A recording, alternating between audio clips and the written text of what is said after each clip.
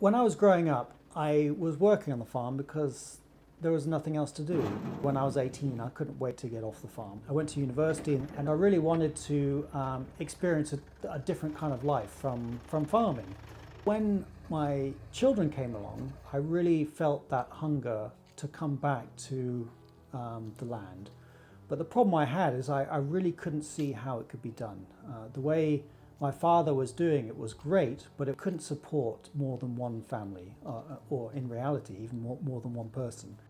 In my previous life, I was an engineer and then involved in software, which is very process-oriented.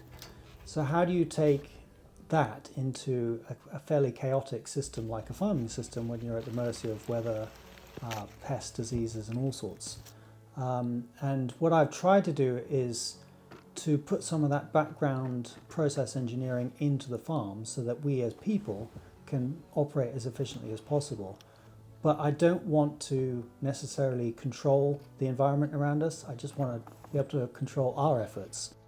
The way that we prepare the ground is critical. The wildlife, the biodiversity that we encourage is vital for us to grow crops. So we have to make sure that we are being efficient, we're being productive, but we are doing the best that we can for the environment around us.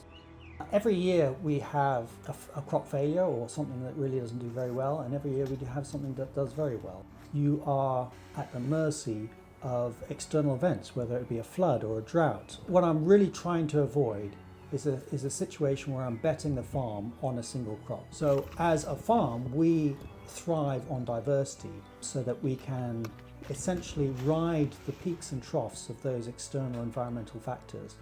And that's true for people, that's true for our outlets, our markets, veg boxes, that's true for what we grow, the crops, in terms of how we grow. If you have as much diversity as possible, you can really be a lot more resilient as a business. Certainly, since I've been farming, I've seen the effect that climate change has been having. It's become critical for us that we are actually growing in an organic and environmentally sustainable manner, because our world could very well be in trouble. And I think to have a closed loop, or as closed loop as possible, is critical. If you are sustainable on your farm without importing all sorts of nutrients, then you are sustainable. And I think that is why organic farming gives me hope.